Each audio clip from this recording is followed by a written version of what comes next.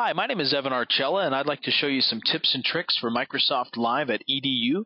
Let's look at sharing folders in SkyDrive. Here's my SkyDrive homepage. At the top left here, I've created a folder I call Class Project. And in that Class Project folder, I have a couple of documents that I've uploaded.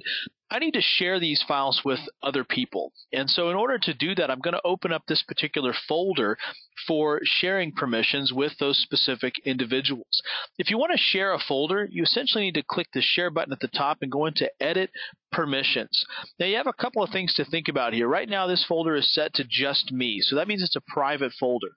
If I drag this all the way up to the top here, I can make it available to everyone. That makes it a public folder, meaning that anyone in the world could see this folder. Now, they're only going to have view permission to it, but they'll be able to come into the folder. They don't have to sign into SkyDrive. They can download whatever they want from my folder. Now, what I'm looking for this class project is probably somewhere in between. I don't necessarily want it to be a private folder because I want to share the information, but I also don't want everyone in the world to have access to this information. So what I'm going to do here is actually leave it at just me, so it's private, and add some specific people. Now, if you know their email address already, you can just type it in here. If you're using the Outlook Live email solution, you could go into your contacts in Outlook Live and go ahead and copy that person's email, come back and paste it over here in this area as well.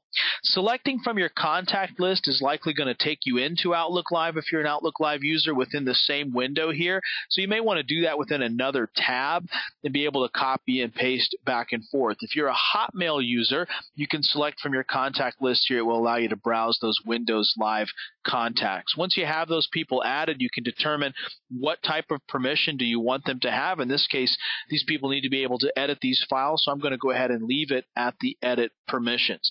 If I click Save, I may be prompted to go ahead and send these people a message with that link and other information that I may want to include here. If you're a Hotmail user, you can go ahead and send this. It'll route automatically from Windows Live SkyDrive to the right people. If you are using the Outlook Live solution for Live at EDU, you're going to want to do this a little bit differently. A lot of times with Outlook Live, they have closed campus policies where the IT has enforced a policy that basically blocks email coming in from outside domains.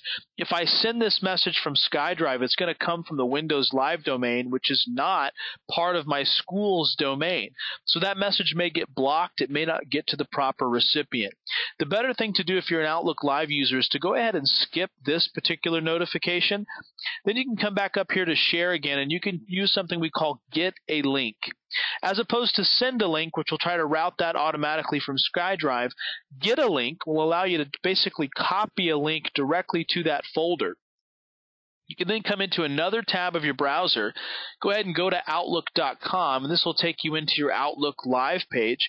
From here, you can open a new email message and go ahead and paste that link directly into the Outlook Live email message. If you're an Outlook Live user, I always encourage people to just be consistent about it.